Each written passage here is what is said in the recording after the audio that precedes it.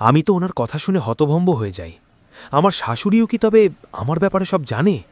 আমার শাশুড়ি না থেমে আবারও বলতে থাকে, শোন মা, পৃথিবীতে যে যা চায় তাকে কখনো পায়? অনেক সময় পায় না। আমার ছেলেটা সব সময় খালি আদর ভালোবাসা খুঁজত, কিন্তু তা পায় নাই। বড় হয়েও আমার পায়ে মাথা রাইখা ঘুমাতো।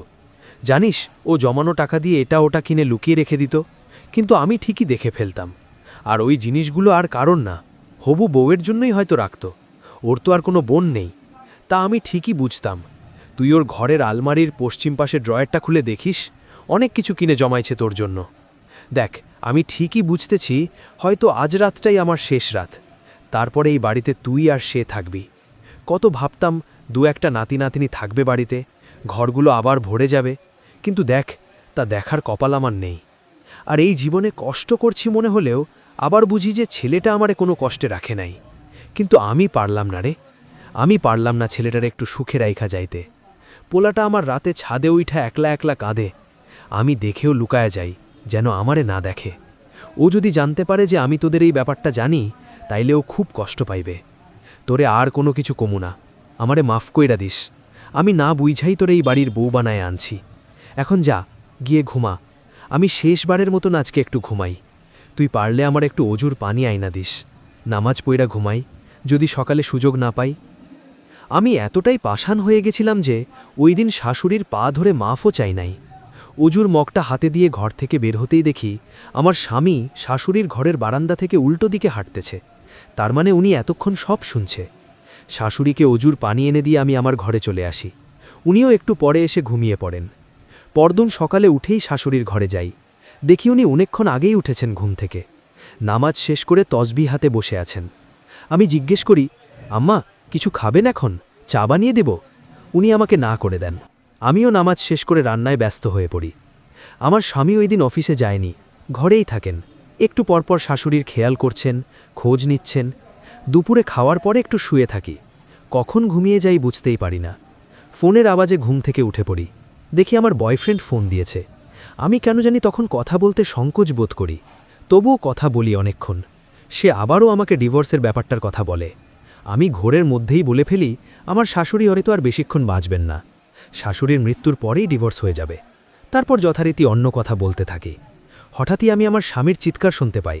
আমি ফোন ফেলে রেখে দৌড়ে বাইরে যাই। দেখি উনি শাশুড়ির ঘরে। আমি ঘরে ঢুকতেই যা দেখি তাতে আমার শিরা উপশিরা হিম হয়ে যায়। আমার শরীরের লোমগুলো দাঁড়িয়ে যায়। আমার স্বামী শাশুড়িকে জড়িয়ে ধরে অজফরে কাঁদতেছেন। আমার শাশুড়ি তখন আর এই পৃথিবীতে নেই, চলে গেলেন ওপারে, যেখান থেকে কেউ আর শত চেষ্টা করলেও ফিরে না। আমি ঘর থেকে বের হয়ে আসি। আমার কানে একটা কথাই বারবার বাজতে থাকে, তুই তো আমার মেয়ের মতোই। আর কোনোদিন কেউ হয়তো আমাকে এত আপন করে নেবে না। ভাবতেই চোখ বেয়ে জল ঝরতে থাকে। আমারও খুব কান্না আসে। রুমে এসে বাড়িতে ফোন দিয়ে কাঁদতে কাঁদতে আমার ভাবিকে শাশুড়ির মৃত্যুর কথা বলি। প্রায় ঘণ্টা দুয়েক পরেই আমার বাবার বাড়ির অনেকে চলে আসে। আব্বু আমার স্বামীকে সান্ত্বনা দিতে থাকেন, আর উনি কেবল অসহায়ের মতন এক দৃষ্টিতে তাকিয়ে থাকেন শাশুড়ির লাশের দিকে। আসরের নামাজের পরে জানাজা হয়। শাশুড়িকে দাফন করে এসে উনি সোজা শাশুড়ির রুমে চলে যায়। আবার কান্নাকাটি শুরু করে দেন। আমি কি করব কিছুই মাথায় আসছিল না। শেষে আমার ভাবি আমাকে তাগাদা দেয় যেন আমি গিয়ে স্বামীকে সান্ত্বনা দিই। আমি তাদের দেখানোর জন্য একটু এগিয়ে গিয়ে ওনাকে কাঁদতে বারণ করি। রাতের মধ্যেই আমার বাড়ির সবাই চলে যায়। রাত 10টার দিকে আমার স্বামী ছাদে একা বসে আছেন, আর আমি ঘরে। তখনই আমার বয়ফ্রেন্ডের ফোন আসে। ওকে শাশুড়ির মৃত্যুর কথা বলতেই সে খুশি হয়, কিন্তু ব্যাপারটা আমার খুব খারাপ লাগে। একটা মানুষের মৃত্যুতে কি খুশি হওয়া যায়? আমি তাকে বকা দিলেই সে উল্টো আমাকে নানান কথা বলতে থাকে, নানান কথা বলে ইমোশনাল ব্ল্যাকমেল করতে থাকে। আমি আর বেশি কথা না বাড়িয়ে ওকে আশ্বাস দিই যে খুব তাড়াতাড়ি আমাদের ডিভোর্স হয়ে যাবে। সে যেন তার বাড়িতে বিয়ের জন্য আলাপ করে। শাশুড়ির মৃত্যুর প্রায় 10 দিন হয়ে যায়। আমরা তেমন কোনো কথা বলি না, একসাথে খেতেও বসি না। 11 দিনের দিন আমার হঠাৎ শাশুড়ির কথা মনে পড়ে। উনি তো আমায় বলেছিল আলমারিতে অনেকগুলো জিনিস আছে আমার জন্য।